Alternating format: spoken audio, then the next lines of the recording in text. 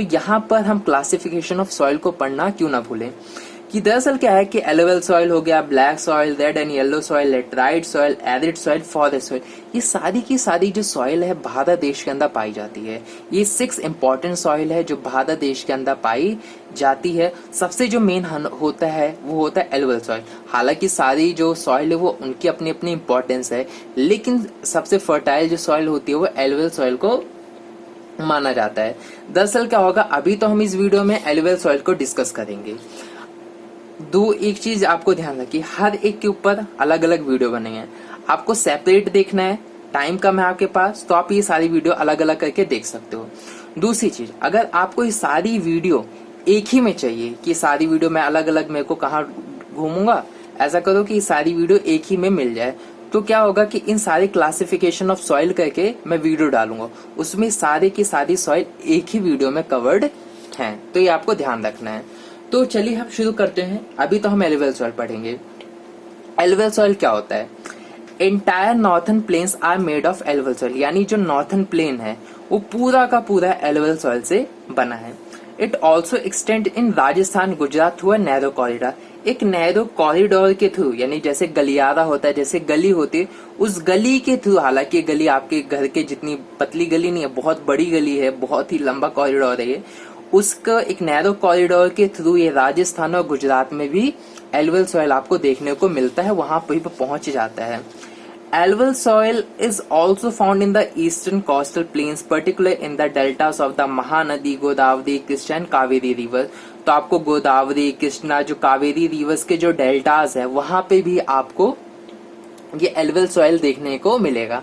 तो डेल्टा कुछ इस प्रकार होता है, जैसे रिवर फ्लो हो रहा है तो अलग अलग ऐसे जो उसके पार्ट्स में डिवाइड हो जाती है अलग अलग, तो इसको इस प्रोसेस को हम डेल्टा कहा जाता है। तो इस डेल्टा के जो आसपास का जो इलाका है यहाँ पे भी आपको एलुवियल सॉइल देखने को मिलेगा। अगर हम आगे बात करते हैं तो it consist of various proportions of sand, silt and clay. तो अगर हम बात करते हैं इस एलुवियल सॉइल की, तो यहाँ पे आपको सैंडी मिलता है, सिल्ट मिलता है, क्ले मिलता है। डिपेंड करता है कि कौन सी जगह पर है, कहीं पे क्ले ज्यादा होता है, कहीं सिल्ट ज्यादा होता है, कहीं सैंडी ज्यादा होता है, डिपेंड करता है। ठीक है, कहीं पे तीनों का मिक्सचर सेम रहता है, कहीं पे ऊपर नीचे होता है। Inlets towards the river valleys soil particles appear bigger in size in the upper reaches of the river valley, that is near the place of the break of the slope. The soil are coarse, यानी thick, rough. दरअसल क्या होता है, जैसे river है, river के slope के जैसे आप नीचे पहुंचोगे तो रिवर के जो स्लोप का जो नीचे का हिस्सा होता है वहां पे तो आपको जो एलुवियल सॉइल के जो पार्टिकल्स होंगे, बहुत ही जो सॉइल होगा बहुत ही पतले पतले छोटे छोटे कण आपको देखने मिलेंगे, बहुत ही छोटे छोटे पार्टिकल्स आपको देखने को मिलेगा। लेकिन जैसे जैसे आप ऊपर की तरफ जाते जाओगे, यानी जैसे जैसे आप हिली एरियाज में हो, अगर वहां पे है तो ऊपर की तरफ जैसे जैसे आप बढ़ते जाओगे, फिर आगे की तरफ जैसे जैसे बढ़ते जाओगे, या फिर इससे पीछे भी आप कह लो, बढ़ते जाओगे तो आपको क्या मिलेगा कि जो एलुवियल सॉइल के जो पार्टिकल्स हैं वो क्या हो रहे हैं, बड़े होते होते जा रहे हैं। यानी जहां से ओरिजिन हो रहा है, मतलब रिवर का जहां से भी आ रहा है वहां बड़ा है, फिर उसके आगे छोटा, फिर छोटा छोटा छोटा छोटा छोटा, ऐसे ही रहता है। यानी बड़े से छोटा छोटा, अगर उल्टा जाओगे ऐसे तो छोटा, फिर उससे बड़ा, फिर उससे बड़ा, उससे बड़ा, उससे बड़ा, ऐसे आपको देखने को मिलेगा। यानी सबसे सॉइल जो सबसे छोटे छोटे पार्टिकल्स नीचे मिलते हैं, और सबसे ऊपर जैसे जाओगे जहां से मीन्स ओरिजिन वगैरह होता है, जहां से निकलते वगैरह हैं, तो वहां पे आपको मोटे मोटे पार्टिकल्स आपको देखने को मिलेगा।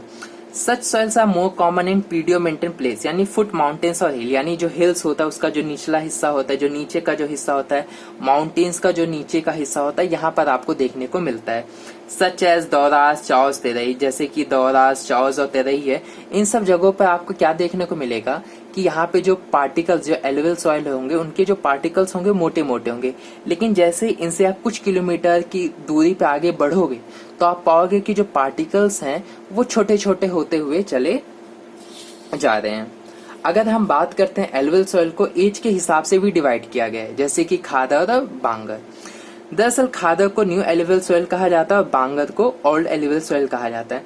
इसको याद करने की एक टेक्निक है, क्योंकि यहाँ पे खा आ रहा है, अगर हिंदी में देखिए तो क्या आ रहा है, खा, और बांगर में क्या आ रहा है, बा। तो आप ये इस तरीके से याद कर सकते हो, क्योंकि खा पहले आ रहा है तो इट मीन्स ये न्यू एलुवियल सॉइल है, और बा बाद में आता है, हिंदी वर्णमाला में, तो इट मीन्स कि ये बाद में यानी पुराना होगा। खा पहले आ रहा है तो नया, बाद में आ रहा है तो इसे पुराना। खादर और बांगर, इस तरीके से आप इसको, अगर आपको डाउट होता है कि खादर नया है या बांगर नया है, तो आप इस तरीके से इसे याद कर सकते हो, न्यू और ओल्ड। खादर जो सॉइल होता है इसे न्यू एलुवियल सॉइल कहा जाता है या फिर न्यू खादर सॉइल भी कहा जाता है।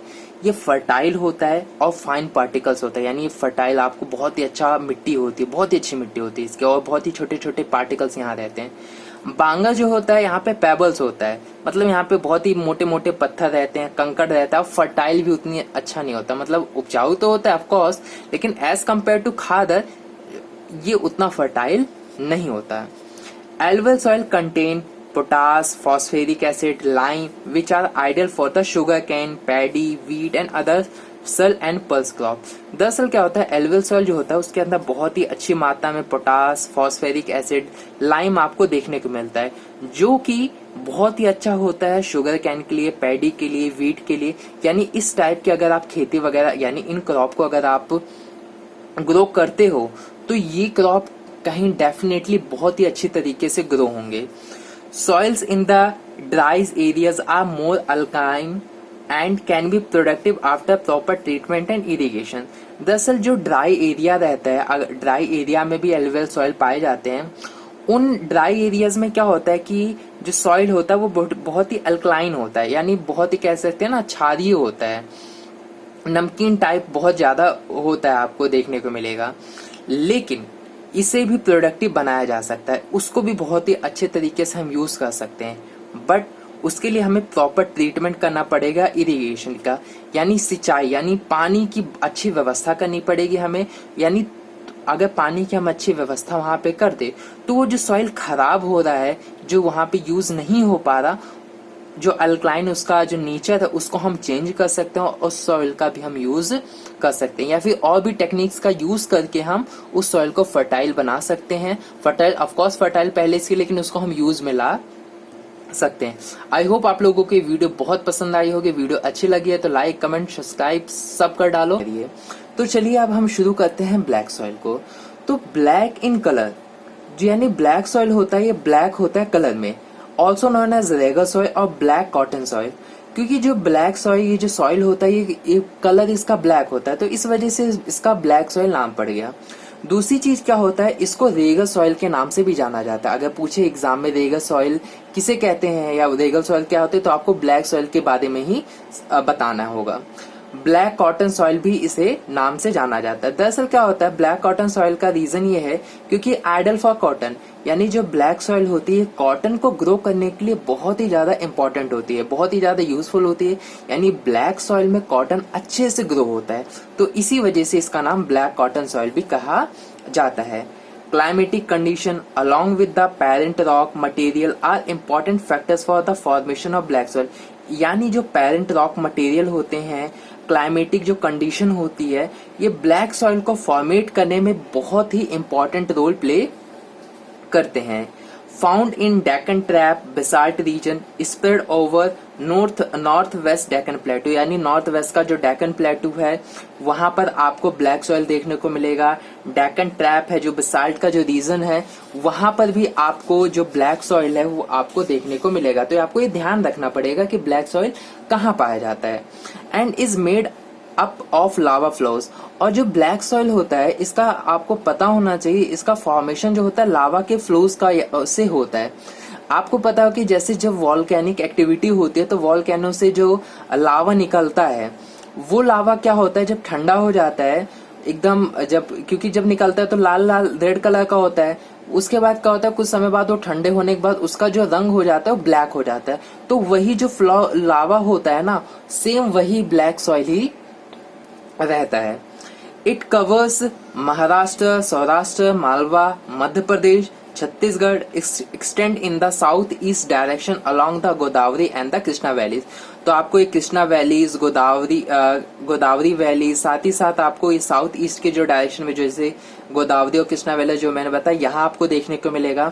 स्टेट में अगर पूछा जाता है जो कि महाराष्ट्र, सौराष्ट्र, मालवा, मध्य प्रदेश, छत्तीसगढ़, इन जगहों पर ब्लैक सॉइल पाया जाता है। तो आपको ये ध्यान रखना पड़ेगा कि जो ब्लैक सॉइल है वो कौन से स्टेट में पाया जाता है। इट इज एक्सट्रीमली फाइन, और ये बहुत ही फाइन होता है। फाइन कहने का मतलब बहुत ही ज्यादा, इसके अंदर जो पार्टिकल्स होंगे वो बहुत ही छोटे छोटे रहेंगे। Clayey material, it holds high moisture and rich in calcium carbonate, magnesium, potash and lime. दरअसल क्या होता है कि जो ब्लैक सॉइल होता है बहुत ही क्लेई मटेरियल का होता है, यानी चिपचिपा टाइप का होता है, और इसके अंदर ना बहुत ही ज्यादा मॉइस्चर कंट्रोल्ड रहता है, यानी बहुत ही ज्यादा मॉइस्चर इसके अंदर पाया जाता है। साथ ही साथ ये अगर ब्लैक सॉइल को लो तो आप इसमें calcium carbonate, magnesium, potash, lime जैसे कई सारे जो केमिकल्स हैं वो आपको इसके अंदर देखने को मिलेगा, जो कि ग्रो करने के लिए कहीं ना कहीं ज्यादा अच्छे होते हैं। These soils are generally poor in phosphoric contents, यानी ये सॉइल क्या होता है, इसमें फॉस्फेरिक जो मटेरियल है या फिर केमिकल है वो यहाँ पर नहीं होता, उसकी लैक होता है। They develop deep cracks during the weather which helps in the proper aeration of the soil, यानी वायु में मिश्रण। दरअसल क्या होता है, इसको मैं आगे बताऊं तो क्या होता है कि क्योंकि ये मॉइस्चर ज्यादा क्रिएट करते हैं सॉइल, तो जब बहुत ज्यादा धूप रहती है तो मॉइस्चर इनका छोड़ देता है, वेपरेट बन के उड़ जाता है, तो क्या होता है कि ये जो जमीन होती है उसमें क्रैक पड़ने लगता है। क्रैक पड़ने की वजह से जो दरारें जो पड़ती हैं उसके अंदर जगह हो जाती है। उन जगहों में क्या होता है, हवा जो है वो जाता है, और इससे क्या हो फायदा ये रहता है, प्लांट को काफी ज्यादा हेल्प मिलता है। पहली चीज ये हेल्प हो जाता है कि प्लांट जो मिट्टी के अंदर वायु का काफी ज्यादा अच्छा मिश्रण हो जाता है, यानी मिट्टी के अंदर अगर वायु मिलता है तो काफी ज्यादा प्रोडक्शन अच्छी हो जाती है। अगर कोई क्रॉप वगैरह करते हो तो काफी ज्यादा अच्छा हो जाता है। तो यही होता है, वायु में मिश्रण होता है, यानी मिट्टी के अंदर वायु जो होता है वो मिक्स हो जाता है और अच्छी क्वालिटी की मिट्टी बना देता है। These soils are sticky when wet and difficult to work or on unless tiled immediately after the first shower of the during the pre-monsoon period। दरअसल क्या होता है कि ये जो सॉइल है बहुत ही ज्यादा स्टिकी होता है। अगर ये गीला हो जाए, यानी अगर आप इसमें पानी की मात्रा ज्यादा हो जाए तो ये बहुत ही ज्यादा गीला हो जाता है, और ऐसे ही जब गीला ये हो जाता है, चिपचिपा हो जाता है, तो यहाँ पर खेती करना मुश्किल हो जाता है। आप इसको टिल्ड नहीं कर सकते, यानी जोत नहीं सकते। तो ऐसे में क्या करना पड़ता है कि जैसे ही मानसून आता है, जैसे मानसून की पहली शावर जब होती है, यानी हल्की फुल्की जब बारिश वगैरह होती है, तो ही जो फार्मर्स होते हैं उसको क्या करते हैं, टिल्ड कर देते हैं, यानी जोत देते हैं, मशीनों वगैरह से उसके अंदर खुदाई वगैरह कर देते हैं अपनी फसल को तैयार करने के लिए। इससे क्या होता है कि उनको डिफिकल्ट फेस नहीं करना पड़ता, क्योंकि अगर बारिश वगैरह हो गई तो मशीनें उस चिपचिपी जमीन पे काम अच्छे से नहीं कर पाएंगे, और जो अगर आप कोई क्रॉप वगैरह करते हो तो क्रॉप वगैरह लगाना ही बेकार है, क्योंकि उतना प्रोडक्शन वो नहीं दे पाएगा और अच्छे से खेती वगैरह नहीं हो पाएगी। आई होप आप लोगों को ये जो मैंने समझाया है ब्लैक एंड येलो सॉइल आपको अच्छे से ब्लैक सॉइल जो मैंने आपको समझाया है वो आपको बहुत ही अच्छे से समझ में आ गया होगा। अगर बात करते हैं रेड एंड येलो सॉइल्स की, तो red soils develops on crystalline igneous rocks, यानी इग्नीशियस जो रॉक्स होते हैं in areas of low rainfall in the eastern and southern parts of the Deccan plateau. यानी जो डेक्कन प्लेटू है, आपको ये ध्यान रखना होगा कि डेक्कन प्लेटू कहाँ है, जैसे मध्य प्रदेश, छत्तीसगढ़, यहाँ के इलाकों में पाए जाते हैं।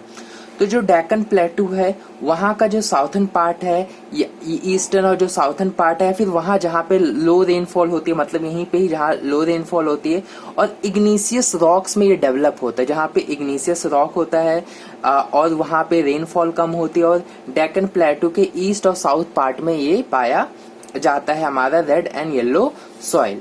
तो yellow and red soils are also found in parts of Odisha, Chhattisgarh, southern parts of the middle Ganga. तो ओडिशा में पाए जाते हैं, छत्तीसगढ़ में पाए जाते हैं, कुछ साउथर्न का जो पार्ट है वो भी वहां पे भी हमें देखने को मिलता है। मिडल गंगा जो प्लेन है वहां पे भी हमें देखने को मिलता है। And along the piedmont zone of the western Ghats, यानी वेस्टर्न घाट्स का जो इलाके हैं वहां पे भी हमें रेड एंड येलो सॉइल्स हमें देखने को मिलते हैं।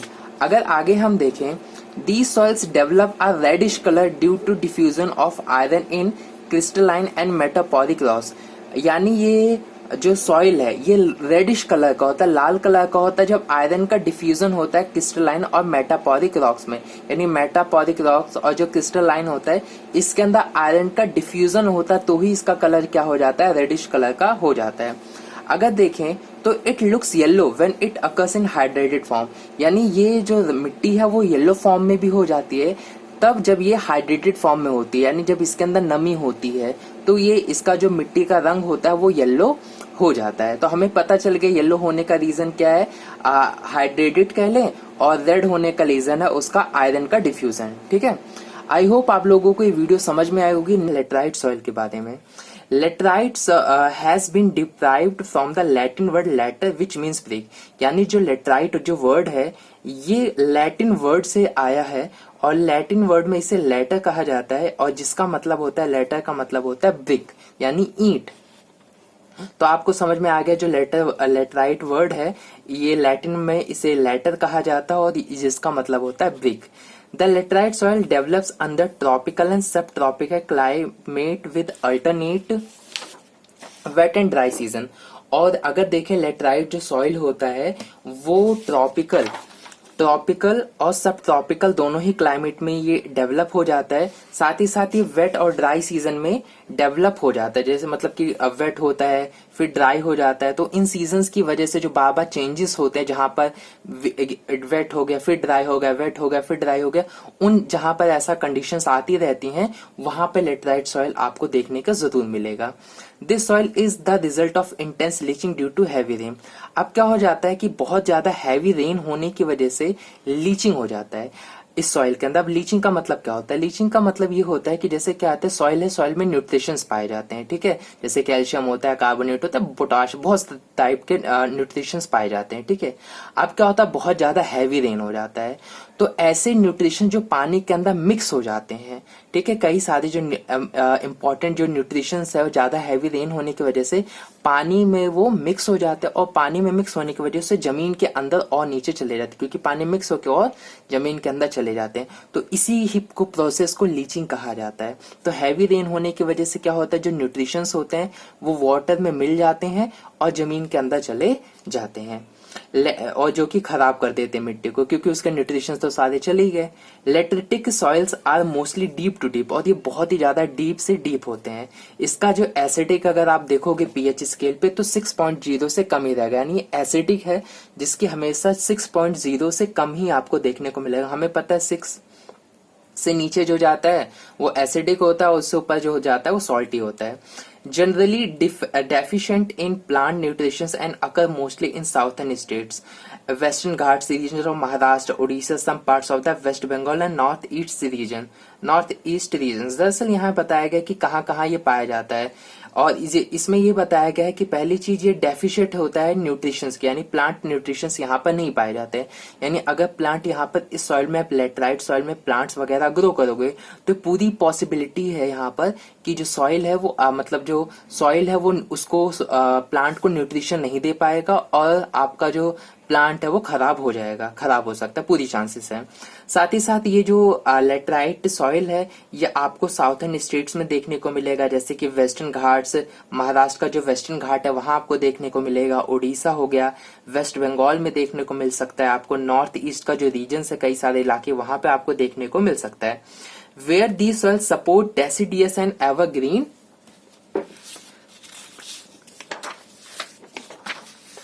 एवरग्रीन फॉरेस्ट, जहां पर ये आपको डेसिडियस और एवरग्रीन फॉरेस्ट के बारे में बताते हैं। डेसिडियस और एवरग्रीन फॉरेस्ट को तो आपने अच्छे से स्टडी किया ही था। एवरग्रीन जहां पे मतलब हमेशा हरियाली रहती है, मतलब वहां पे प्लांट वगैरह अच्छे रहते हैं और उनकी बहुत बड़े बड़े, क्योंकि वहां पे बारिश इतना ज्यादा होता है कि वहां के पानी को, वहां के प्लांट्स को पर्याप्त मात्रा में एक सही अमाउंट में पानी मिल पाता है, काफी अच्छे ग्रो होते हैं। और डेसिडियस फॉरेस्ट वो होता है जहां पे मतलब कह सकते हैं पानी की बहुत ही ज्यादा दिक्कत होती है, वहां पे प्लांट्स सही से ग्रो वगैरह नहीं हो पाते। It is humus rich but under sparse vegetation in semi arid environment is the generally humus pure.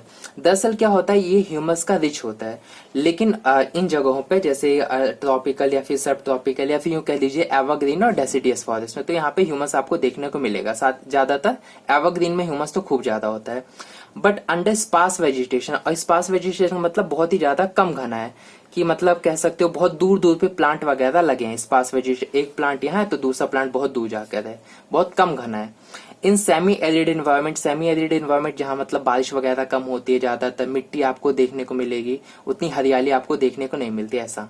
It is generally humus पे, इन जगहों पे अगर इन मिट्टी को आप देखोगे तो ह्यूमस की इसमें क्या होती है, कमी होती है। They are prone to erosion and degradation due to their position on the landscape. और लैंडस्केप वाली जगह पे क्या होता है कि इरोजन होता है और डिग्रेडेशन होता है, मतलब मिट्टी यहाँ की जो होती है वो डिग्रेड हो जाती है, हवा से उड़ उड़ के एक जगह से दूसरी जगह शिफ्ट होने लगती है लैंडस्केप वाले पोजीशन पे। ठीक है, तो इसके लिए क्या करना चाहिए, इन लोगों को पेड़ पौधे लगाना चाहिए ताकि मिट्टी जो पेड़ पौधा है मिट्टी को क्या करे, जकड़ के रखे, उसको उड़ने ना दे। After adopting appropriate soil conservation technique, यानी यहाँ पे बताया भी गया कि अगर सॉइल कंजर्वेशन के टेक्निक्स को यूज किया गया तो जो इरोजन होता है, जो डिग्रेड हो रहा है, जो मिट्टी खराब हो रही, जो एक जगह से मिट्टी उड़कर दूसरी जगह जा रही, वो नहीं होगी। Particularly in the hilly areas of Karnataka, Kerala and Tamil Nadu. साथ ही हिली एरिया जो है कर्नाटका, केरला और तमिलनाडु, यहाँ पर इसे करना चाहिए। This soil is useful for growing T and coffee. और जो लैटराइट सॉइल है ये सबसे अच्छा होता है टी और कॉफी ग्रो करने के लिए, जो कि केरला तमिलनाडु में इसी टेक्निक का यूज करके, सॉइल कंजर्वेशन की टेक्निक को यूज करके यहाँ पर ग्रो किया जाता है। Red laterite soils in Tamil Nadu, Andhra Pradesh and Kerala are more suitable for crops like cashew nut। यानी काजू, कैश्यू नट के लिए सबसे अच्छा लेटराइट सॉइल होता है, जो कि तमिलनाडु, आंध्र प्रदेश, केरला जगह, इन जो जगह है यहाँ पर ग्रो किया जाता है कैश्यू नट लेटराइट सॉइल के अंदर। तो आई होप, उम्मीद करता हूँ आपको लेटराइट जो सॉइल है अच्छे से समझ में आया होगा, कोई भी डाउट नहीं होगा। चलिए एरिड सॉइल के बारे में जानते हैं। Arid soils range from the red to brown in colour, यानी जो एरिड सॉइल होता है इसका जो कलर होता है रेड या फिर ब्राउन कलर में आपको देखने को मिलेगा। They are generally sandy in texture and saline in nature, यानी ये आपको सैंडी मिलेगा, एरिड जो सॉइल होता है आपको सैंडी रेतीला मिलेगा, साथ ही साथ स्लाइन होता है, यानी बहुत ही ज्यादा इसके अंदर आपको नमक देखने को मिलेगा इस मिट्टी के अंदर। In some areas the salt content is very high and common salt is obtained by evaporating the water. साथ ही साथ कुछ जगहों पे सॉइल के अंदर इतनी ज्यादा नमक होता है कि इस मिट्टी से आप नमक को निकाल सकते हो। दरअसल क्या होता है कि एक गड्ढा बनाया जाता है, वहां पे क्या होता है कि जब पानी भरा जाता है तो मिट्टी क्या करता है, मिट्टी के अंदर जो नमक होता है वो पानी के अंदर घुल जाता है, और देन जब वेपरेशन होता है, वेपरेशन होने की वजह से क्या होता है कि पानी तो उड़ जाता है पर नमक नहीं उड़ पाता। तो इस तरीके से मिट्टी से भी नमक यहाँ पर ऑब्टेन किया जा सकता है। आगे देखें तो due to the dry climate, high temperature, evaporation is fast and it lacks humus and moisture. यानी बहुत ही ज्यादा ये जहाँ पे ड्राई क्लाइमेट रहता है, यानी बहुत ही ज्यादा यहाँ पे कह सकते हैं धूप होता है, टेम्परेचर बहुत ही ज्यादा रहता है, इस वजह से यहाँ पे इवेपोरेशन बहुत ही ज्यादा फास्टर होता है, यानी अगर पानी डाल दोगे मिट्टी के अंदर तो बहुत ही जल्दी भाप बनकर उड़ जाएगा। इसी वजह से यहाँ पे ह्यूमस और मॉइस्चर की बहुत ही कमी आपको देखने को मिलती है, क्योंकि हाई टेम्परेचर होने की वजह से इतना ज्यादा धूप रहती है कि जो मॉइस्चर होता है वो सारा का सारा जल्दी उड़ जाता है। The lower horizons of the soil are occupied by the कंकर because of the increasing calcium content downwards। और इसका जो लोअर होरिजन होता है सॉइल का, ये ऑक्यूपाइड होता है कंकड़ से, यानी आपको यहाँ पे कंकड़ वगैरह भी देखने को मिलेंगे जो इसके लोअर होरिजन्स होते हैं, just because of the increasing calcium content downwards. और साथ ही साथ अगर आप इसके नीचे जाओगे, यानी मिट्टी को और नीचे जाते जाओगे, तो आपको कैल्शियम भी आपको देखने को मिलेगा, यानी मिट्टी के अंदर कैल्शियम की मात्रा बढ़ती हुई आपको देखने को मिलेगी। द कंकर layer formation in the bottom horizon restrict the infiltration of water. अब यहाँ पे जो कंकर लेयर होता है, यानी जो ऊपर से नीचे आप देखोगे कंकर लेयर मिलती है, तो कंकर लेयर क्या होती है कि इनफिल्ट्रेशन होने से रोकती है। जैसे पानी की, अगर मैं पानी फ्लो हो रहा है और मैं नीचे पन्नी लगा दूं, तो आप मुझे बताओ क्या पानी नीचे अब आ सकता है? नहीं, पानी अब नीचे नहीं आएगा क्योंकि पन्नी उसे रोक देती है प्लास्टिक का। ठीक है, अब सेम ये कंकर लेयर भी यहाँ पे करती है। बहुत बड़े बड़े कंकर लेयर होते हैं, जब पानी बारिश के होता है फॉर एग्जाम्पल, तो क्या होता है नीचे उसको फिल्टर नहीं होने देता, उसे वहीं पर ही स्टेबल कर देता है, उसे वहीं पे ही रोक देता है। और restrict the infiltration of water, यानी इसे फिल्टर नहीं होने देता। After proper irrigation the soil become cultivable as has been in the case of the western Rajasthan. और अगर इसको हम इरिगेशन किया जाए, यानी प्रॉपर इरिगेशन दिया, पूरा पानी से दिया जाए, अच्छे से सिंचाई की जाए, तो इसको यूज किया जाता है फार्मिंग के पर्पज से। हम इस मिट्टी को भी यूज किए जा सकते हैं, जैसे कि वेस्टर्न का जो राजस्थान, वेस्टर्न राजस्थान, यहाँ पर ऐसा इस सॉइल के साथ यूज किया जाता है। वन की जो मिट्टी होती है इसके बारे में हम स्टडी करेंगे। ये found in the hilly and mountainous areas where sufficient rain forest are available. यानी जो फॉरेस्ट सॉइल होते हैं ये हिली या फिर माउंटेनियस एरियाज जो होते हैं वहां पर ये फॉरेस्ट सॉइल आपको देखने को मिलेगी।